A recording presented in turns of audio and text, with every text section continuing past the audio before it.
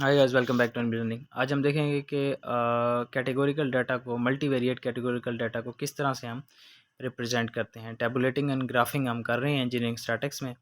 देखेंगे एक टेबल दिया हुआ है जिसमें कुछ इन्वेस्टमेंट है, स्टॉक्स, बॉन्ड्स, सीडी, सेविंग। उसमें इन्वेस्टर ए है, उसका बताया हुआ है कि उसने कितने पैसे इन्वेस्ट किए हैं। इन्वेस्टर बी और इन्वेस्टर सी ने कितने इन्वेस्ट किए हुए हैं और फिर उन सबको टोटल किया हुआ है।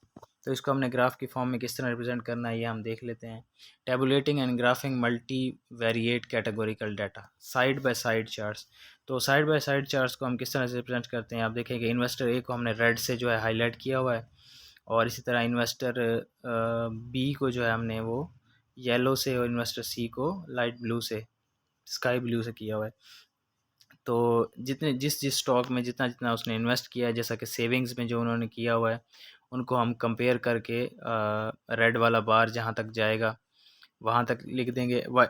एक्स एक्सेस पे हमने जो है वो इन्वेस्टमेंट ले लेनी है, यानी कि डॉलर्स में, और वाई एक्सेस पे हमने ले लेना है जिस जिस स्टॉक्स में या जिस जिस चीज़ में उन्होंने इन्वेस्टमेंट की है।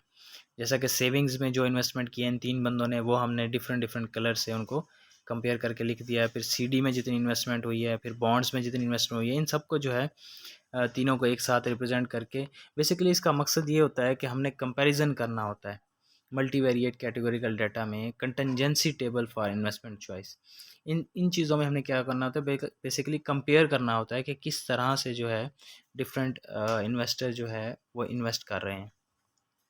उसके बाद साइड बाय साइड चार्ट की एग्जांपल आप देख सकते हैं। साइड बाय साइड चार्ट बहुत आसान है। कुछ सेल्स की उसने हमें बताया हुआ है कि ईस्ट ईस्ट वेस्ट और नॉर्थ जोन में फर्स्ट क्वार्टर में, सेकंड में, थर्ड में और फोर्थ क्वार्टर में कितनी हमारी जो है वो सेल्स हुई हैं। उसको फिर हमने जो है वो ग्राफ्स की फॉर्म में रिप्रेजेंट कर दिया है, first quarter, second quarter, third और फोर्थ क्वार्टर। तो इसमें हमने जो है वो कंपेयर किया हुआ है।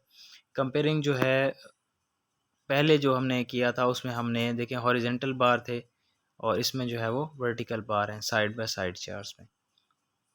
तो ये भी बिल्कुल आसान है। आगे scatter diagram are used to examine the possible relationship between the two numerical variables.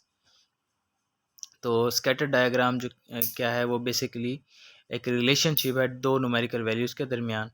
The scatter diagram, one variable is made on the vertical axis and the other variable is made on the horizontal axis. तो ये हमारी scatter diagram है। Scatter diagram में आप देख सकते हैं कि वॉल्यूम पर डे दिया हुआ है, कॉस्ट पर डे दी हुई है। तो कॉस्ट पर डे को हमने वाई एक्सिस पे ले लेना है और वॉल्यूम पर डे को हमने एक्स एक्सिस पे ले लेना है। फिर इन दोनों को जो है वो डॉट्स की फॉर्म में जो है वो, जहाँ जहाँ पे हमारा, जैसा कि वॉल्यूम पर डे 23 है और 23, 31 पे जहाँ हमारा डॉट मिलेगा, फिर वहाँ पे हमने सिर्फ डॉट डॉट लगा के उसको रिप्रेजेंट कर देना है स्कैटर्ड डायग्राम। स्कैटर्ड इसको इसलिए कहते हैं कि इसको किसी भी लाइन से ज्वाइन नहीं किया हुआ। तो ये था आज का हमारा टॉपिक जिसमें हमने इंजीनियरिंग स्टैटिक्स को देखा, उसके डिफरेंट ग्राफ्स और डिफरेंट चीज़ों को हमने देखा। तो इंशाल्लाह इंजीनियरिंग स्टैटिक्स के नए लेक्चर के साथ, नए टॉपिक के साथ नई वीडियो बनाएंगे।